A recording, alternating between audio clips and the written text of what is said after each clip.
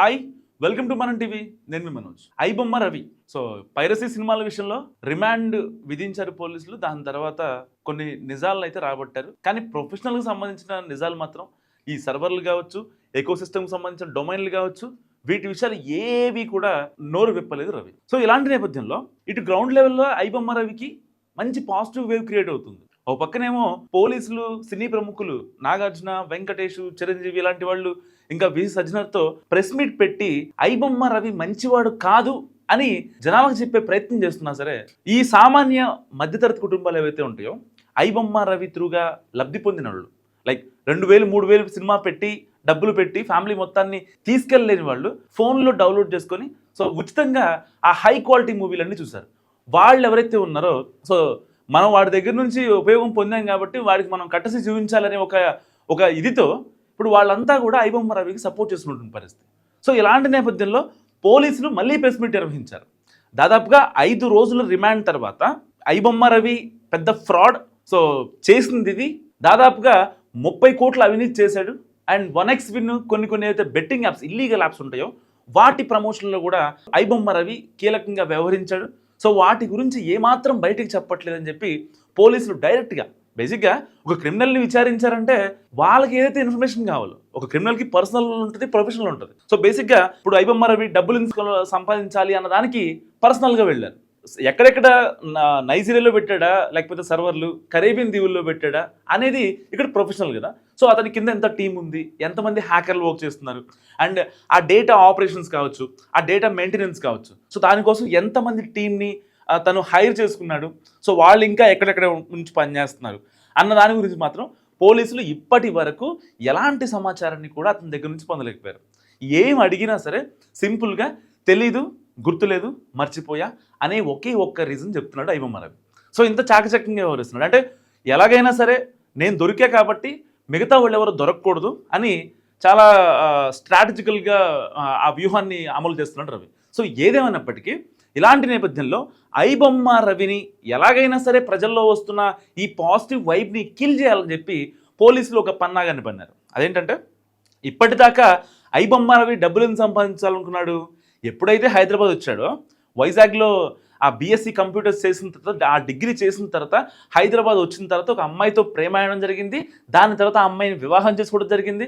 So పిల్లలు పుట్టిన తర్వాత ఏదైతే ఐబొమ్మ రవి కొంచెం ఫ్రాడు, మనోడు మైండ్ సెట్ కరెక్ట్ కాదు, వేధించడం కావచ్చు, లేదంటే వేరే వాళ్ళతో ఇల్లీగల్ కాంట్రాక్ట్స్ విషయంలో కావచ్చు, సో ఇలాంటి విషయంలో ఆ అమ్మాయి కొంచెం ఫెడ్అప్ అయింది.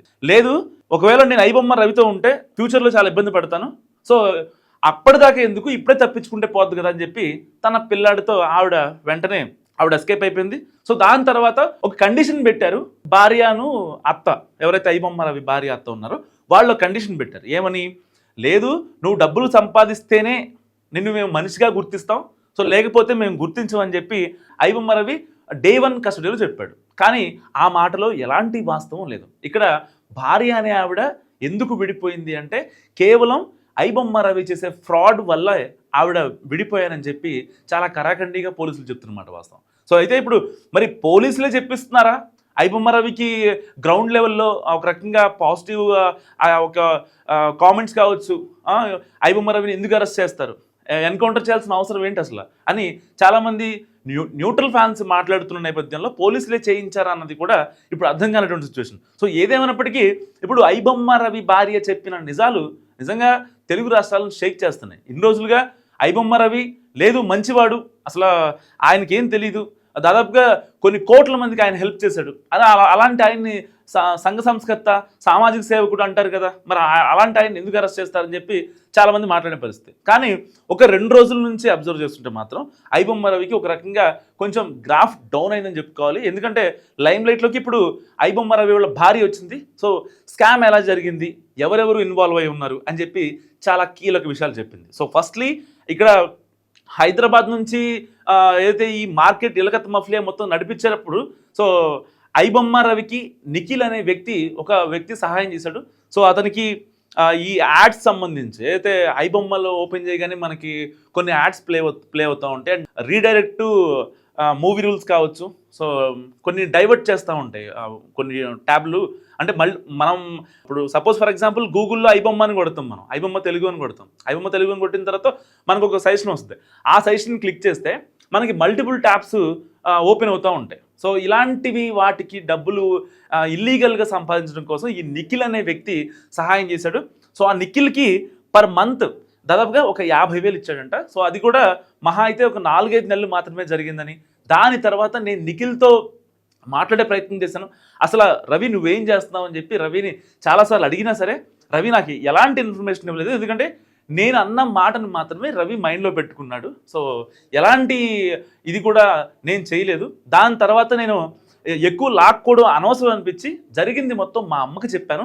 మా అమ్మకి చెప్పిన తర్వాత ఆవిడ నాకు చెప్పింది ఒకటే, సో పిల్లల కోసమైనా నువ్వు హ్యాపీగా ఉండు, ఇలాంటి ఇబ్బందులు నువ్వు పెట్టుకోవద్దు అని చెప్పిన తర్వాత ఏదైతే ఐబొమ్మ రవి హైదరాబాద్ నుంచి తన నెట్వర్క్ని దేశవ్యాప్తంగా వ్యాపించడం, దాని తర్వాత నైజీరియాలో కావచ్చు, కరేబియన్ దీవుల్లో కావచ్చు సర్వర్లు పెట్టి ఆ యొక్క ఎకోసిస్టంలో ఏదైతే ఈ డొమైన్లు కొనుగోలు చేయడం కావచ్చు, ఐఆర్ ఇన్ఫోటెక్ నుంచి దాదాపుగా 110 డొమైన్లు. ఎందుకంటే 1 కాదు 2 కాదు 110 ఎందుకు తీసుకున్నారు? దాదాపుగా ఎవరైతే ఇప్పుడు దాకా పోలీసు వాళ్ళు పట్టుకున్నారో, సో పట్టుకున్నప్పుడల్లా ప్రతి ఒక్క డొమైన్ని వాళ్ళు బ్లాక్ చేస్తున్న పరిస్థితి, డియాక్టివేట్ చేస్తున్న పరిస్థితి. సో ఐపీ అడ్రస్ అంత గమ్మున వాళ్ళు ట్రేస్ చేయలేకపోయినా సో ఏదో విధంగా దీన్ని ఎలాగైనా సరే ఈ పైరసీ భూతాన్ని అరికట్టాలని చెప్పి పోలీసులు ఆ డొమైన్ని డియాక్టివేట్ చేసినా సరే తర్వాత మళ్ళీ వేరే డొమైన్ నుంచి ఆయన లాగిన్ అవ్వడం ఇలాంటివి జరిగాయి. సో ఈ విషయాలన్నీ కూడా భారీ దగ్గర నుంచి పోలీసులు రాబట్టారు. దాని తర్వాత సో ఇతను చాలా పెద్ద ఫ్రాడ్, దాని గురించే నేను విడాకులు తీసుకున్నానంటూ కూడా ఆవిడ చెప్పడం ఇప్పుడు కీలకంగా మారింది. మరి ఐబొమ్మ రవికి ఇప్పుడు భార్య వచ్చిన తర్వాత మద్దతు ఇంకా పెరుగుతుందా? అంటే భార్య గ్రౌండ్ లెవెల్లో ఎవరైతే ఇప్పుడు దాకా ఈయన వల్ల లబ్ధి పొందిన వాళ్ళు ఉన్నారో వాళ్ళందరూ కూడా పాజిటివ్గా మాట్లాడుతున్నారనే ఒకే ఒక్క ఉద్దేశంతో భార్యకి సమయం దొరికింది కాబట్టి చెప్పిందా? లేదంటే ఇన్నాళ్ళుగా మాట్లాడిన భార్య అప్పుడు ఆల్రెడీ ఆవిడే చెప్పింది ఏమని?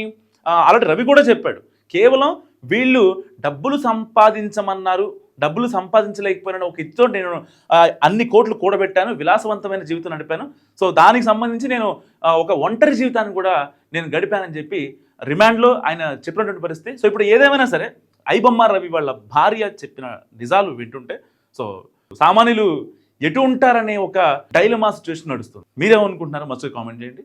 చూస్తున్నాను మనం టీవీ.